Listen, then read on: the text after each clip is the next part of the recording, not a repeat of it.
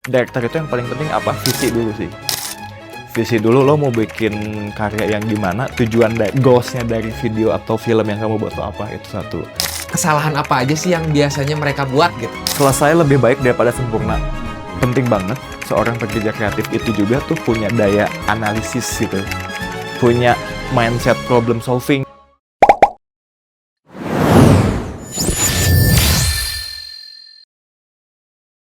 Tumben ini ngapain kita ngumpul bertiga kayak gini? Ada apa nih kira-kira? Biasanya juga kalau jadi talent sendiri-sendiri. Sudah ada tamu. Ada tamu nih. Jadi beliau itu dari salah satu Orang kreatif. orang kreatif, berasal dari industri kreatif yang memang pengalamannya sudah oke dan bisa kita ajak ngobrol untuk menambah ilmu dari pengalaman beliau. Mungkin Oke. langsung aja kali ya kita panggilin, Boleh, nggak boleh. terlalu lama. Yes, Boleh. kita panggil. Oke, kita panggil Kang Ginanjar atau biasa disapa Kang Giwong. Boleh, Kang Giwong? Tos dulu dong, biar nggak selek. Tos dulu biar nggak selek. Gimana? Oke, Terima kasih udah diundang. Sama-sama, Terima kasih. Kang. Saya juga. Pada puasa. Alhamdulillah. Udah tanggal berapa? Alhamdulillah. Win streak dong. Oke, Kok udah cabai sih? oke. Terima kasih Kang Giwong Sama-sama. sudah menyempatkan waktunya ngobrol Terima ke kasih tempat sudah kita diundang. nih untuk sharing-sharing kepada creative people atau orang-orang yang nanti bakal nonton di channel YouTube kita di Seven Summit Kamera. Oke, mantap. Oke nih, untuk pertanyaan awal barangkali ada yang mau ditanyain. Saya deg-degan nih. Iya, sama tuh begini. Dari Kang Alvin atau Sandra ada nggak sih pertanyaan dulu nih kira-kira untuk Kang Giwong nih? Ada nggak? Ini sih, kan ini yang kita kenal Kang Giwong ini sebagai director nih ya. Ya. Kira-kira sebagai director udah berapa lama dan udah punya pengalaman apa aja sih, boleh di-sharing sedikit lah, tipis-tipis. Oke, sebenarnya awalnya justru nggak ngedirect ya. Kalau boleh cerita tuh dulu, wah kayaknya tuh tua banget gitu ya.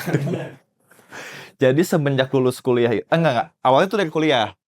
Karena kuliahnya itu komunikasi gitu ya, ada beberapa mata kuliah yang tugasnya itu disuruh dosen kayak bikin video klip, bikin film dokumenter gitu ya, film pendek. Nah, pas tugas itu kan tugas kelompok tuh. Biasanya tuh saya sama temen-temen paling seneng, kan bagi-bagi tugasnya, kamu jadi ini, jadi ini. Saya itu sering banget jadi campers dulu tuh. Oke. Pakai handycam, terus pakai kamera-kamera yang Panasonic gede tuh ya. Pokoknya senang banget lah megang kamera.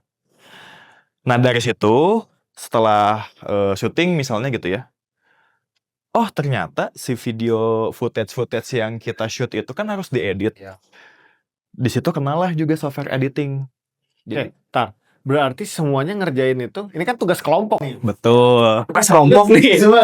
Tapi sebenarnya kelompok cuma ya kadang karena penuh apa ya, rasa ingin tahu teh ya, jadi semua dicobain. Ya misalnya teman-teman yang lain bantuin juga. Penasaran itu lebih tinggi gitu ya. Jadi ya udahlah gitu. Ya, jadi kayak sebenarnya secara di atas kertas mah dibagi-bagi. Si kamu ngapain, tapi pas prakteknya mah kayak wah saling nyoba-nyobain lah gitu.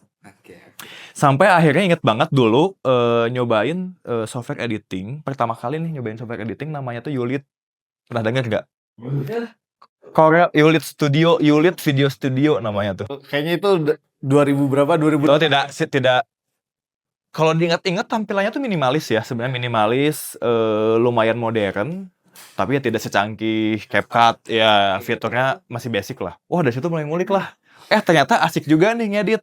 Nah justru dari ngedit itu tuh kayak ngebangun sense of storytelling-nya gitu. Oh ternyata harusnya gua tuh ngambil gambarnya gini loh gitu. Oh harusnya si orang ini si talentnya ekspresinya lebih close up karena dia lagi sedih. Nah dari situ gitu kebangun. Dari situlah akhirnya berkembang juga jadi belajar script writing, belajar directing, dan sampai sekarang ngerjain visual effect juga gitu. Tapi VFX. Kang berarti kalau director itu harus bisa semuanya kah atau gimana? Maksudnya bisa semua itu dalam hal teknis gitu ya? Atau maksudnya dalam hal teknis apa gimana?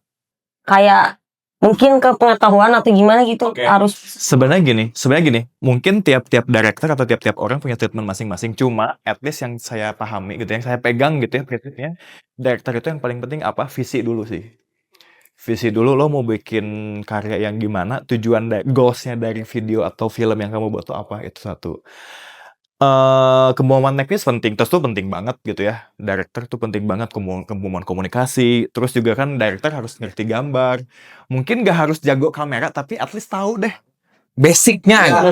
Itu aja dulu, bahasa gambar, framing, angle gitu ya. Tapi director boleh nggak sih megang kamera pada saat lagi syuting gitu? Misalnya kita syuting nih ya, udah ada DOP, udah ada campers. Terus director gatel nih pengen ngambil. Oke. Aku yang ngambil. Menarik pertanyaannya. Nah, sebenarnya tuh nggak ada aturan, oh kalau director mah udah lu ngedirect aja. Sebenarnya tergantung orangnya juga ya, tergantung orangnya juga. Ada memang ya teman-teman director yang lain gitu ya, atau produser atau apapun.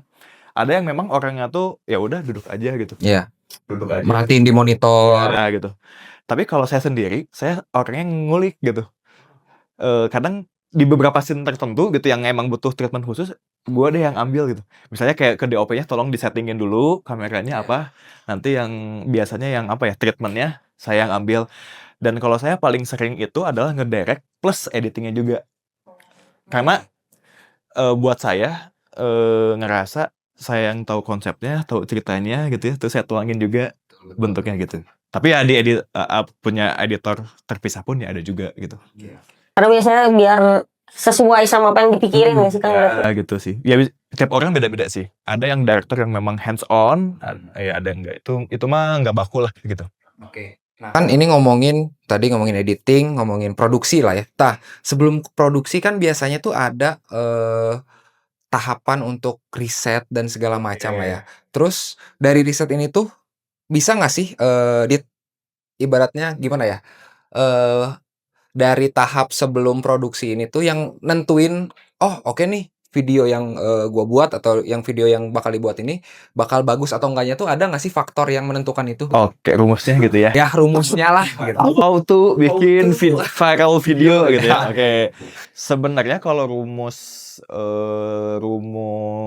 pastinya cara bikin video viral sejauh saya berkecimpung, tapi nggak tahu ya kalau teman-teman pemirsa yang nonton ada yang tahu, silahkan komen nanti. Gimana nih? Cuman kayaknya rumus pasti untuk bikin video viral itu nggak ada. Ya kalau misalnya ada rumusnya mah semua orang bisa bikin gitu ya. Cuma gini, kalau ngomongin tahap bikin video, ya konten apapun bentuknya ya. Kita sebut di sini konten di sini spesifik video gitu ya. Itu kan ada 3 tahap sebenarnya, pra-produksi, produksi dan pasca produksi. Nah, ketiga ini tuh penting banget gitu. Saya tuh paling kesel gitu ya kalau biasanya kalau orang-orang yang baru lulus tuh kayak udahlah Langsung gas aja produksi dulu padahal di pra-produksi ini tuh yang menentukan sangat-sangat ya kan. bisa bosku gitu ya. Gak bisa. Ya, gak bisa. Jadi 3 tahap ini tuh adalah saling bersinergi lah gitu. Kalau pra-produksi kalian mateng, itu setengah jalan kalian tuh udah beres lah gitu. Produksi kalian pasti akan lancar. Kalau produksi kalian lancar, editing pun lancar gitu. Nah, kalau dijabarin tuh banyak tuh pra-produksi apa gitu. Cuman kalau dalam kaitannya konteks atau konsep, makanya saya selalu bilang juga gitu ke teman-teman kreatif gitu ya, apalagi yang masih baru-baru gitu ya. Baru terjun lah ya. Penting banget seorang pekerja kreatif itu juga tuh punya daya analisis gitu, punya mindset problem solving gitu. Karena kan ya itu tadi kita bikin, katakanlah kalau saya bikin iklan, kamu bikin iklan, nggak serta-merta ujuk-ujuk bikin dong. Kita harus tahu targetnya apa, marketnya seperti apa, kita analisis masalahnya apa. Nah dari masalah-masalah itu akhirnya timbullah solusi in the creative way. Kita harus bikin video yang seperti apa. Oke, kita gali dulu ya dari si ceritanya pengennya Riset, jangan malas riset. Riset itu bisa dari manapun, bisa tanya-tanya, baca buku, nonton film, nonton iklan lain. Ataupun memang kayak bukan adaptasi ya, lebih tepat. Lebih kayak ya lihat aja sih, Iya, lihat gali lah, terus gali terus. Pokoknya tanamkan Jiwa penasaran dan apa ya? tahu gitu. Ya, rasa ingin tahunya tuh harus besar terus karena kan kalau misalkan apa namanya? Di industri yang kreatif ini, namanya industri kreatif tuh nggak serta-merta stop di satu waktu. Jadi Dari namanya aja udah kreativitas, creativity kan itu kan luas ya. iya luas. Kita iya betul, karena kan kreativitas itu timbul dari banyak hal di luar sana gitu. Jadi berarti kan kalau buat idenya seluruhnya itu emang dari director atau misalkan collab sama scriptwriter atau yang kayak gimana? Oke, kalau misalnya konteksnya video komersial ya, iklan, analoginya gini, misal nih, gue punya brand sepatu misal. Aduh, ini mau lebaran nih misalnya, pengen campaign lebaran gitu ya. Terus si brand ini menghubungilah Alvin ini katakanlah, agensi periklanan, advertising agency. "Vin, gue punya brand sepatu, gue pengen bikin campaign lebaran," misalnya.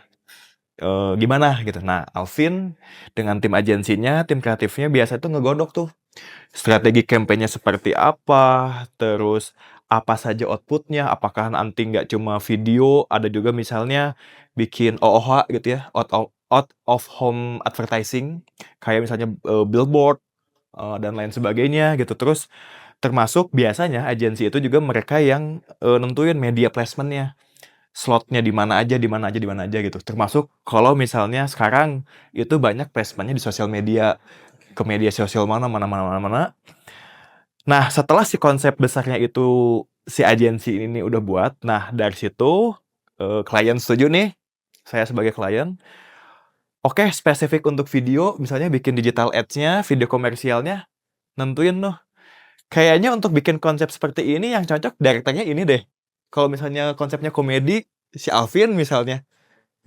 Oh, Ya. jadi punya citranya masing-masing gitu? Betul, jadi Oh. sebenarnya treatment-nya ada beberapa treatment ya, gimana cari director itu. Bisa dari taste gitu ya, atau bisa juga ya budget mungkin, bisa juga gitu ya.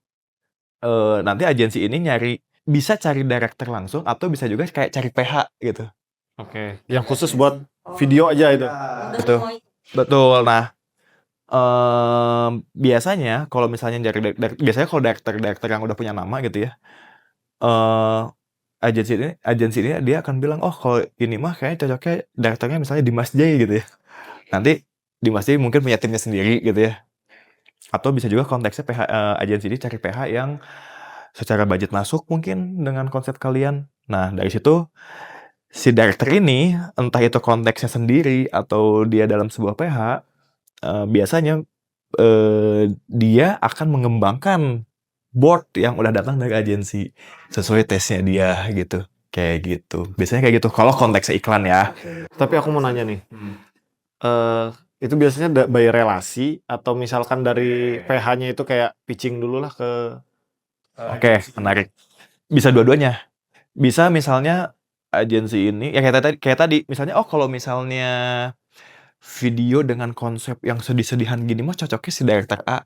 Oh berarti udah si agensi harus sudah kenal dulu nih Ya. PH mana nih atau director siapa? Tinggal ngontak pun kan misalnya gampang ya, orang ngontak gampang. Ya mungkin karena mungkin di Indonesia sekarang kan industri perfilman atau kreatifnya itu udah maju ya. Jadi kayak si director atau sutradara itu udah punya persona atau citranya masing-masing. Kayak horor-horor kan Joko Anwar, terus komedi-komedi misalkan anak-anak stand up tuh bawahnya Ernest kan. Itu biasanya komedi-komedi kan, nah gitu-gitu. Bisa juga kayak tadi, bisa juga kayak misalnya si agensi nih, bikin kita mau bikin misalnya katakanlah video iklan A, mereka open pitching juga bisa. Jadi nanti ada beberapa PH yang ngasih proposal apa, ya secara konsep dan budget masuk, oke cocok, ya gitu. Nanti ya Gitu ya. bisa juga gitu sebenarnya. Tapi aku mau nanya lagi, emang aku nggak tahu ya, aku sangat tidak tahu. Tapi kalau director sama sutradara itu sama atau beda sih? Sama. Oh, Sutradara itu bahasa Indonesia, director itu bahasa Inggris sebenarnya. Gitu sebenarnya mah.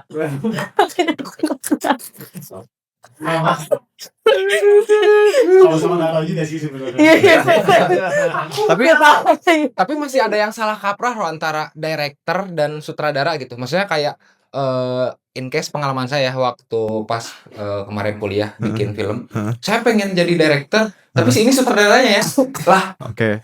kan beda. Emang yang nggak dibayangkan kalian awalnya apa? Nah, itu nggak tahu, tapi saya coba lurusin mungkin. Director apa coba? Ya mungkin ya. Menurut saya tuh mungkin produser mungkin kali ya. Nah, sutradara sama director itu sama sebenarnya, sama. Produser yang beda. Oh, produser yang Kalau produser mah gampang. in bahasa produser, in English producer gitu.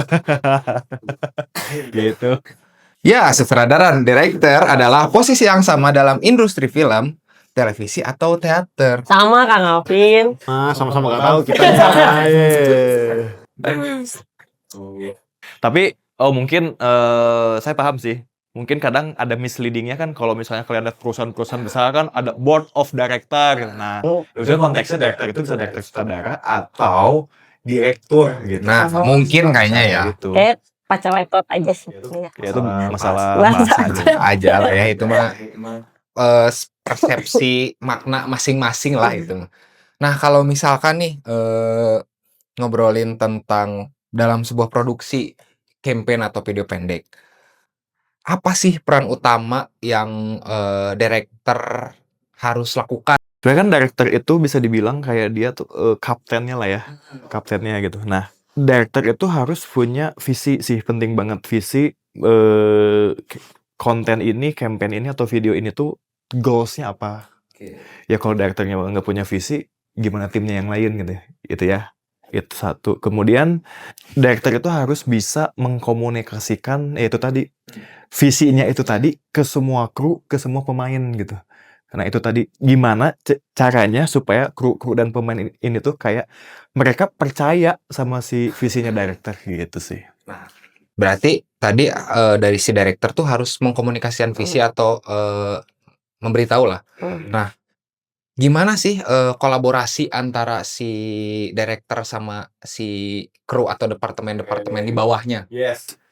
Betul, karena kan industri ini tuh adalah industri yang kolaboratif ya. Dan yang namanya syutingan mungkin teman-teman juga kalian kan ya syutingan juga ya, suka produksian juga. Industri ini tuh kan kenapa kolaboratif? Karena melibatkan banyak orang ya. Nah, ya director pun nggak bisa kerja sendiri.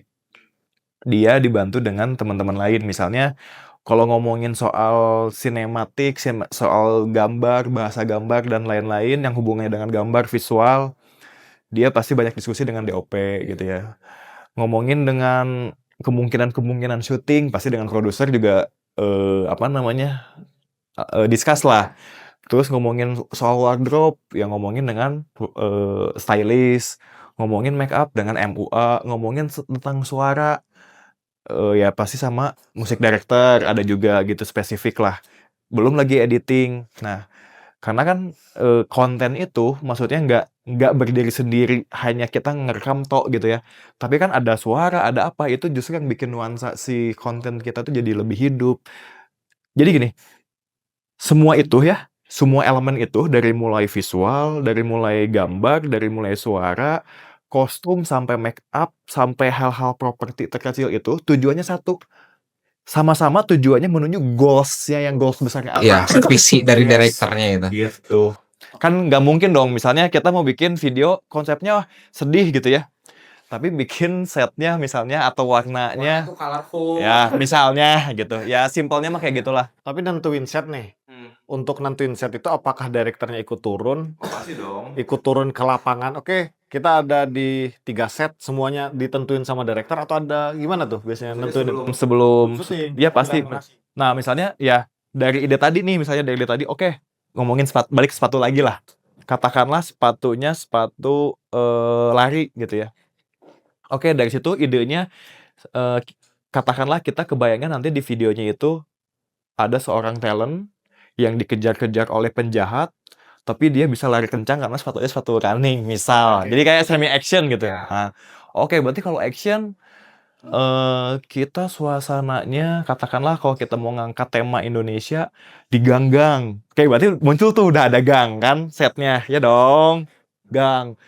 Terus nanti di gang itu tuh kita mau ngangkatnya gang-gang yang identik dengan kota Jakarta. Berarti kan kelihatan di gangnya mungkin ada bajai, ada apa? Ondel-ondel. Ondel-ondel. Ada ondel, nah itu bagus tuh. Bagus sih. Terus nanti ngelewatin sungai apa nah. Ya pasti ya itu tadi set pun mendukung apa yang mau kita komunikasikan, intinya gitu. Gitu. Nah, nambahin lagi dikit soal set. Nah, biasanya director pun dibantu sama ada location manager namanya. Menlock. Menlock. Menlock atau lockman lah ya. Ya jadi orang-orang yang ngebantu untuk dari mulai nyariin tempat, terus gimana birokrasinya, kan harus izin-izin dan lain sebagainya. RT, RW, dan sebagainya macam. Gitu. Nah kalau ngomongin komunikasi suka ada miskom nggak, misalkan akang pengennya A tiba-tiba lah pas di set C misalkan atau gimana gitu. Nanganinnya juga gimana tuh? Oke, nah sebenarnya mungkin kejadian itu ada gitu dan teman-teman lain pun banyak yang cerita ngalamin lah. Cuma ya gimana caranya kita bisa maksudnya gini, hal-hal tak terduga ketika di lapangan tuh pasti ada aja, kadang ada aja, tapi gimana caranya kita meminimalisir itu, makanya itu tadi proses produksi itu penting banget gitu. Mungkin kalau saya masih dulu ya pengalamannya mungkin pas ngampus ada manajemen resiko lah. Jadi harus plan A, plan B, plan C. Kalau misalkan kita pengennya di outdoor nih syuting, tapi kalau misalkan di outdoor nggak bisa, kita harus punya cadangannya gitu gimana. Gitu sih ya. Ngomong-ngomong tentang director yang punya citranya masing-masing ya Kang ya, kayak tadi sedih, horor dan lain sebagainya. Kalau Kang Giwang sendiri ada di mana nih citranya? apa? Waduh, kayaknya kalau aku merasa itu kayak masih apa ya? Maksudnya ya saya belum kayak nama-nama besar seperti Dimas Joko Anwar lah. Tapi kalau masalah itu kayaknya masih jauh lah.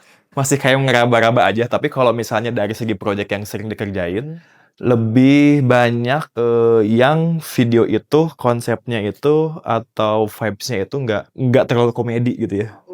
Karena bikin komedi itu susah loh. Susah bikin komedi. Gitu sih. Mau nanya dong, kalau untuk selama film-film ini ya, ataupun campaign-campaign, ada nggak yang paling ini sangat ini deh kayaknya berkesan gitu? Kalau misalnya berkesan, semua project tuh kayak punya challenge-nya masing-masing. Tapi kalau ngomongin konteks produksi, ada nggak kejadian berkesan? Ada sebenarnya. Dulu banget. Tapi ini kayak lebih ke berkesannya lebih ke konyol sih. Jadi waktu itu saya sempat magang nih di sebuah stasiun televisi swasta. Oke. Magang. Mau syuting nih. Waktu itu saya anak magang, mau syuting, disuruh bawa skrip lah sama produser saya waktu itu gitu ya. Bawa skrip. Ya intinya selama proses syuting itu tugas saya disuruh ngejagain skrip lah. Pas syuting saya salah ngeprint skrip. Jadi skrip yang belum update revisinya. Syuting berjalan, sudah berapa scene, terus akhirnya si produser saya itu menyadari sesuatu, wah udah itu saya, Aneh nih. wah udah habis itu. Itu sih. Kalau misalkan nih kita yang jadi permasalahan nih rata-rata orang yang baru terjun.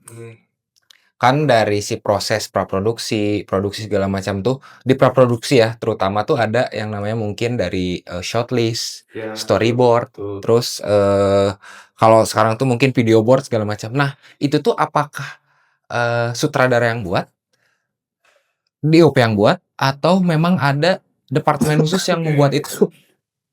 Biasanya itu director itu kerjasama sama storyboard artist. Biasanya ada memang ada storyboard artist. Storyboard artist ini adalah biasanya juga memang orang-orang dari graphic designer atau ilustrator gitu ya. Ya itu. Tapi ya mereka diskusi intinya gimana caranya, yaitu tadi visi director itu bisa dituangkan ke storyboard itu tadi gitu sih. Apalagi kan kalau sekarang tuh ada AI ya. Saya lihat juga beberapa teman-teman tuh udah bisa bikin storyboard pakai AI. Dan mungkin ada, saya pernah lihat ya di media sosial tuh ada yang memang khusus yang buat storyboard, AI buat storyboard itu. Lumayan sih. Ya maksudnya kalau saya pribadi termasuk orang yang berteman aja gitu sama AI, ya sah-sah aja sih sebenarnya gitu. Karena bagian dari teknologi juga sih ya. Betul. Nah, terus dari si storyboard itu gimana sih cara menerjemahkan atau menjelaskan kepada tim-tim di bawahnya? Kan otomatis kalau si storyboard segala macam tuh harus diterjemahkan juga kan? Oke. Si tim tuh semua tim atau semua departemen tuh harus tahu juga mungkin, atau enggak? Nah sebenarnya gini, mungkin mindsetnya justru storyboard itu adalah cara kita mengkomunikasikan. Oke, Iya. Gitu. Jadi storyboard itu membantu kita mengkomunikasikan apa yang mau kita buat gitu. Nah, kalau misalnya semuanya harus tahu, bagi saya ya harus gitu, itu perlu. Karena ya saya percaya gitu ya tim produksi itu, karena gini deh, mau apapun pekerjaannya ya, mau persyutingan kek, mau apapun atau di luar dunia ini gitu. Saya tuh selalu senang bekerja sama orang yang tahu dia mau ngerjain apa gitu. Jadi udah ibaratnya dia tuh udah apa ya, memvisualisasikan dirinya tuh udah sampai di goalsnya Ya, dulu. betul. Makanya kan kalau dalam setiap produksi di pra-produksi itu biasanya juga kan kita tuh ada apa namanya? Ada sesi workshop lah atau pre-production meeting. Nah, yes, betul PPM. Nah di PPM itu ya salah satunya itu tadi kita workshop, kita presentasi, ngebahas storyboard itu scene per scene-nya gitu. Tanyain nggak perihal storyboard? Susah nggak sih Kang berarti? Apanya? Buat kan itu cara komunikasi, berarti kan harus detail banget kan supaya nggak menimbulkan pertanyaan-pertanyaan lain gitu kan yang ngebuat miskomunikasi gitu. Berarti susah nggak sih Kang berarti? Biasanya berapa hari itu kalau buat storyboard kayak gitu? Tergantung sih ya, tergantung kita serumit apa tentunya. Balik lagi ke tujuan konsep. Balik lagi konsep awalnya. Ya mungkin kalau kita hanya syutingnya, mungkin nih kayak gini nih, sekarang kita syuting podcast, apakah teman-teman perlu bikin storyboard yang ngegambarin apa namanya scene by scene-nya? Mungkin nggak terlalu perlu, tapi yang penting kan urutannya aja nih, pertanyaannya apa? Ya balik lagi, apa yang mau kita buat sebenarnya gitu. Bahas dan intinya apa yang mau disampaikan kepada yang nonton gitu lah ya. Oke. Kalau dari saya nih, dari tadi kita udah ngobrolin perihal tentang praproduksi, produksi segala macam, director antara talent segala macam. Tapi kan tugas director tuh bukan cuman memberikan arahan kepada kru atau misalkan ya, tapi ada ke talentnya juga ya. Iya, betul. Nah, gimana nih cara mengarahkan atau misalkan nge-guide supaya si talent ini tuh sejalur atau searah sama tujuan si video campaign ini? Lebih ke tips gimana cara ngedirect gitu ya, ngedirectnya gitu. Oke, selain tentunya selain kemampuan komunikasi yang bagus, yang clear, director itu tuh saya tuh selalu pegang prinsip dia tuh harus bisa membangkitkan sisi terbaik dari tiap orang gitu. Oke. Saya percaya itu gitu. Nah, harus bisa memotivasi juga gitu. Terus ya tentunya di samping talent-talent apalagi yang udah profesional pun harus bisa fit in sama director ya. Buat saya pribadi gitu ya, salah satu kesan juga yang berkesan kalau ngedirect itu adalah kalau misalnya kita talentnya anak-anak tuh. Nah kan, nah kan kalau anak-anak ya kan kadang kalau anak-anak kadang tantrum. Ya kan misalnya kalau orang dewasa dia udah tahu profesionalisme dong, udah oke, udah siap. Misalnya kita ya cenderung lebih gampang lah. Kalau anak-anak kan kadang moody, kadang apa. Nah, ya gimana caranya director itu harus jadi anak-anak juga gitu. Harus bisa masuk ke dalam pikiran anak-anaknya gitu. Ya. Masuk ke dunianya. Yes, betul gitu. Salah satu caranya berarti ya. Berpikir, bertindak dan berperilaku yang selain kayak anak juga misalnya. Oke. Ya cukup challenging memang. Challenging ya. Nah, kalau misalkan ngomongin tadi udah di-spill ya kalau misalkan kayak anak-anak tuh agak susah. Selain itu tantangan apa aja sih yang sering muncul nih di pas produksian video campaign atau komersil ini biasanya? Yang rata-rata ataupun yang unik, boleh deh. Unik. Baik. Salah satunya Yang paling berkesan atau yang paling ingat dan paling nempel, ini nih gitu. dari cuaca misalnya. Cuaca, terus kita ada syuting outdoor, terus cuaca nggak menentu, akhirnya kita harus ya mikir keras lah gimana caranya tetap berjalan syutingnya gitu. Terus misalnya kalau saya tuh kadang paling gemes, yang bikin paling gemes tuh bukan masalah kayak di lapangan ada apa, tapi ketika kita pengennya apa tapi tidak bisa terrealisasi gitu loh. Jadi lebih greget gak sih? Gitu. Terus saya pernah syuting, kliennya itu salah satu game mobile kliennya. Oke. Game sepak bola. Nah, jadi di konsepnya itu kita mau ngegambarin kebiasaan orang Indonesia ketika sedang ada euforia. Waktu itu momennya Euro 2024 ya kalau nggak salah terakhir itu ya, 2024 ya. 2024. Ya. Kan kalau 2024 kan. Nah, di konsep itu kita mau ngegambarin budaya orang Indonesia dari mulai nobar, di pos kamling dan lain sebagainya. Nah, ada satu scene kita mau ngegambarin konteksnya itu kayak taruhan. Oke. Kalian pernah tahu kan kalau misalnya sepak bola itu kayak Piala Dunia gitu ya, suka ada kayak kalau nggak salah kan waktu itu ada apa? Gurita atau apa? Nah, yang Oh, iya, iya, iya. yang prediksi. Prediksi.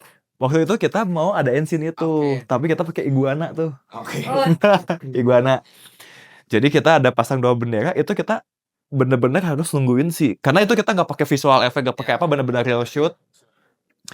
Kamera standby ngerekam lama gimana caranya si iguana ini harus dia Salah satu. kita udah tentuin sih harus ke kanan lah intinya. Oke. Ke salah satu tim. Ya itu. Ngedirect iguana gitu. Itu udah bingung komunikasinya harus gimana. Udah ultimate ya. Waktu itu akhirnya solusinya gimana? Diskusi lah sama tim-tim properti, tim art dan semua. Jadi kita kayak bikin umpan pakai jangkrik ya kalau nggak salah tuh.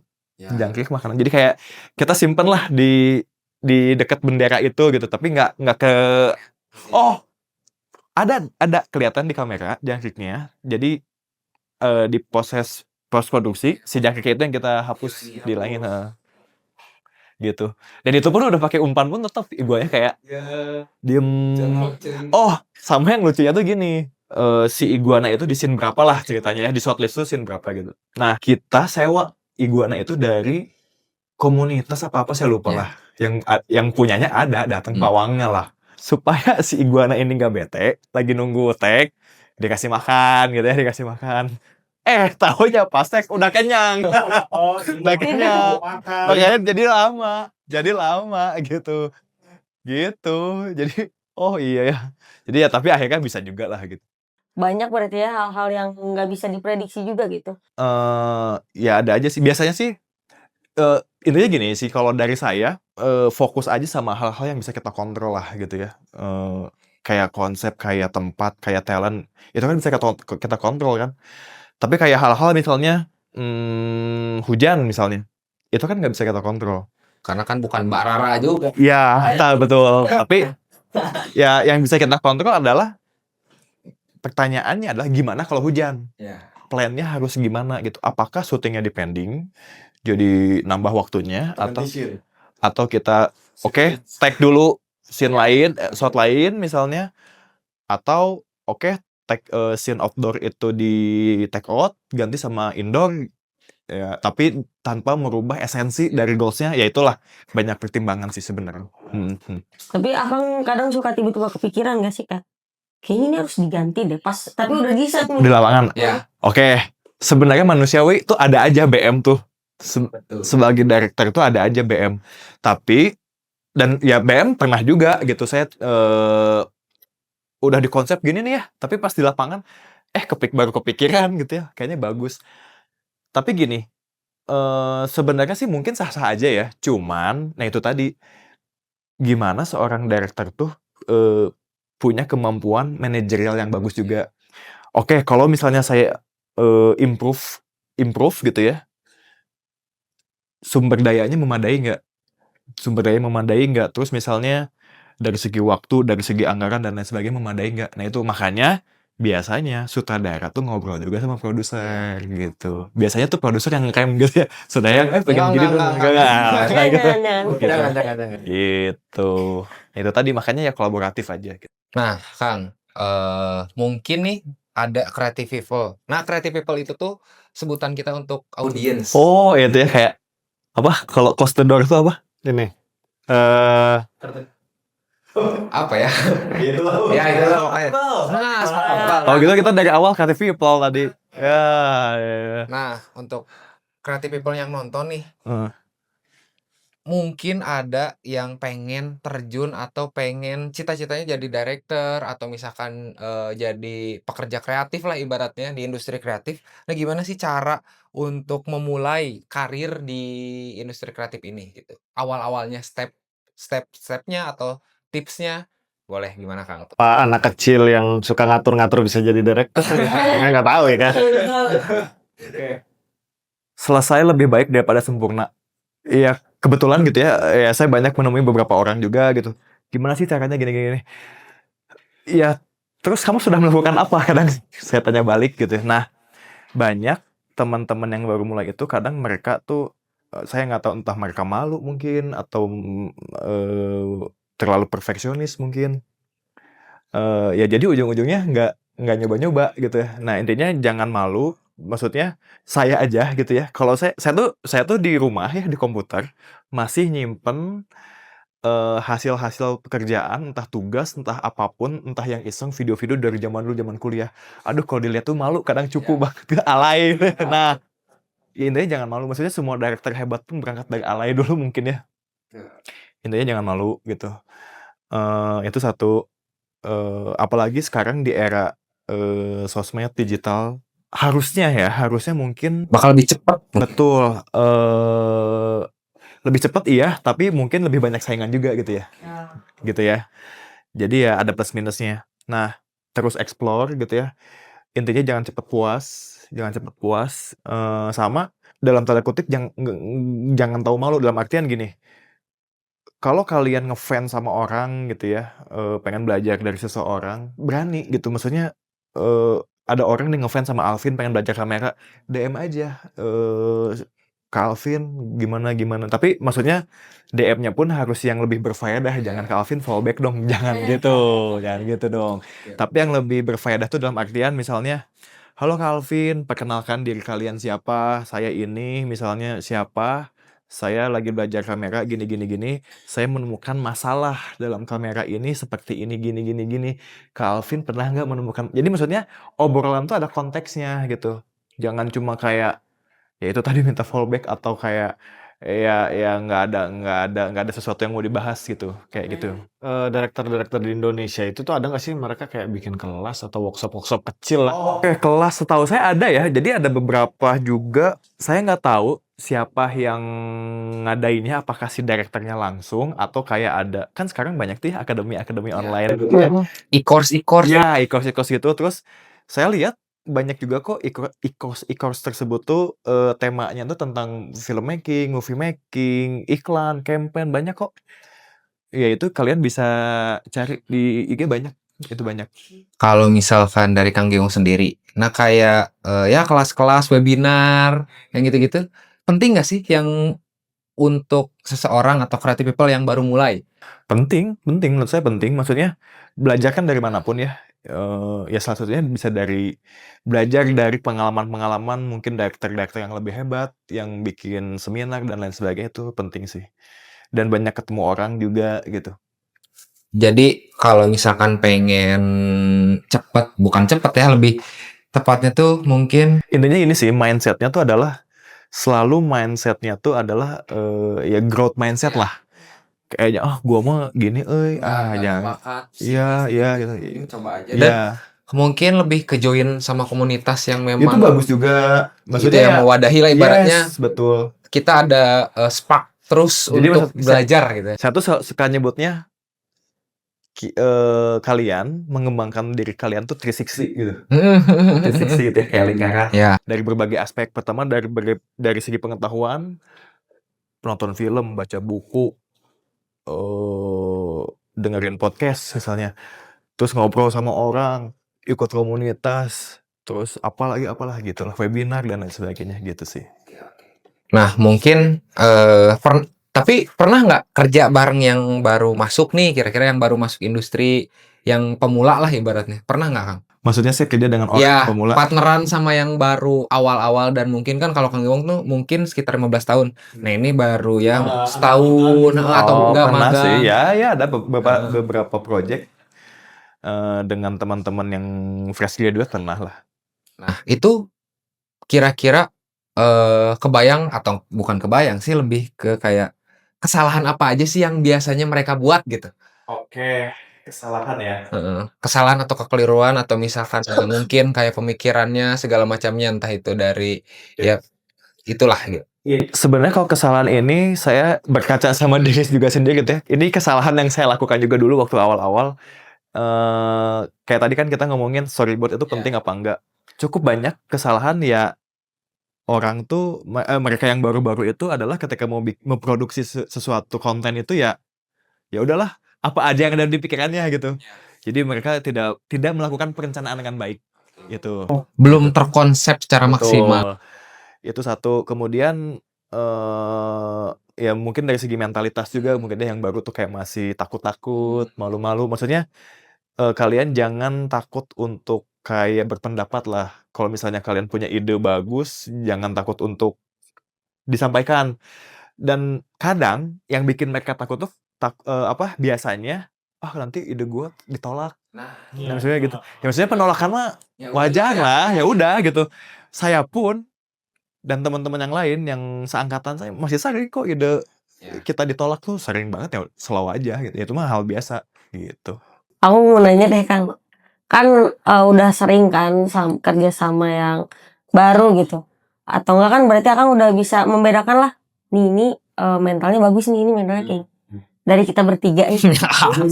Siapa yang kayak paling cocok gitu, kayak ini mentalnya cocok nih buat jadi Semuanya director. cocok lah, semuanya cocok. Ini karena di depan kamera aja ngomongnya. Semuanya cocok lah. Maksudnya kan tadi saya nanya juga nih sama Bos Jen kan. Ini idenya siapa bikin podcast gini? Idenya anak-anak. Oh, berarti kan ada inisiatif timbul ide juga kan. Berarti kan kalian tuh apa ya? Ya punya rasa ingin tahu. Culture di sini tuh culture-nya learning semua gitu. Pembelajar itu keren lah. Kalau dari saya pertanyaan terakhir deh ya. Apa tuh? Pertanyaan terakhir. Nah, mungkin kalau misalkan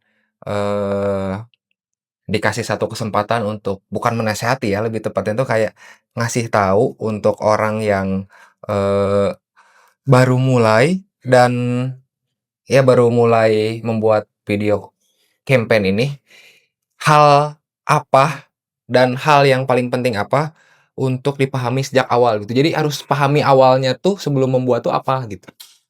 Storytelling sih kalau menurut saya. Oh. Kayaknya ya. Gini sih. Pertanyaan kamu itu Ambigu. bukan ambigu. Jadi bikin saya mikir, I wish itu selalu seandainya saya balik ke masa lalu, apa yang akan saya pelajari pertama? Nah itu sih. Karena kalau saya dulu ya, saya inget dulu itu teknis dulu sih, kayak teknis. Ya nggak salah, sebenarnya teknis penting juga gitu teman-teman. Tapi semakin berjalannya waktu dan di era yang sekarang banyak noise gitu ya, medsos storytelling tuh menurut saya storytelling mau apapun profesi kalian, storytelling itu adalah menurut saya jadi skill wajib sih. Ya, skill wajib dan mungkin itu value yang mungkin gak semua orang punya. Betul. Top 3 director deh dari Favorit saya. yes 3 Indo atau luar? Indo dulu. Indo dulu luar benar. Tiga luar. Ya. Tentunya banyak ya, tanpa mengurangi rasa hormat yang lain ya. Favorit saya Joko Anwar, satu. Terus itu tolong dikat tuh. Joko Anwar, kalau Indo ya. Terus Hanung, Angga Sasongko. Angga Sasongko. Nice. Ya. Satu lagi siapa ya? Yandi Lawrence deh kayaknya. Oke, berarti tadi itu 3 Indonesia ya. Nah, kalau untuk 3 yang di luar siapa? George Lucas, karena saya ngikutin banget Star Wars ya. Terus Christopher Nolan, Jelas itu mah. sama ini kali ya, Quentin Tarantino. Direktur apa tuh? Filmnya tuh tahu nggak, Pulp Fiction. Itu film zaman sekarang apa zaman dulu nih? Dulu sih 90-an. 90-an. Kayaknya kamu belum lahir ya, Vin? Belum ya.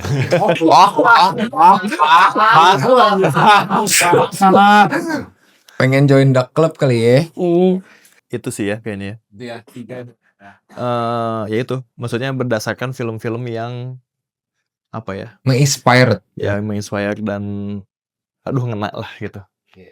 Berarti kalau dari sutradara yang disebutin Star Wars berarti ya film favorit. Terus yang kedua Oppenheimer atau apa lagi? Interstellar? Interstellar oke sih. Interstellar oke, ya itu oke. Ya, Udah, itu oke. masterpiece. Sama ini juga sih. Batman Dark Knight kan Nolan juga tuh. Ya. Itu keren juga sih. Ada lagi nggak pertanyaan nih sebelum kita close? Kayaknya udah ini ya, lemas mau buka puasa Mas ya. mau buka puasa ada ya? Ada. Oke, mungkin segitu aja ya obrolan kita di kesempatan kali ini. Untuk Creative People nih, kita bakal undang praktisi-praktisi, kita sebutnya praktisi-praktisi Orang-orang industri yang ada orang-orang di luar, industri yang ada pelaku industri di luar. pelaku-pelaku. Pokoknya kita bakal ngobrolin tentang apa yang terjadi di industri saat ini ataupun menggali pengalaman segala macamnya. Jadi kalau misalkan ada nih Creative People yang pengen dibahas, kayak misalkan bahas DOP dong, bahas scene wedding dong, bahas scene gaffer atau misalkan artistiknya dong gitu. Nah, langsung aja komen di bawah dan kalau penasaran nih sama Kang Giwong, boleh sosial media atau ada yang untuk mengengage nih, siapa tuh Creative People pengen nanya-nanya sesuatu. Ada si Instagram, akunnya MG Firmana. Oke, nah nanti bakal ditulis di sebelah sini, sini, dan sini. Enggak, saya sosmednya masih pakai Friendster. Oke, nah mungkin segitu aja ya Creative People. Terima kasih untuk Kang Giwong atas insight-nya. Terima kasih sudah mengundang.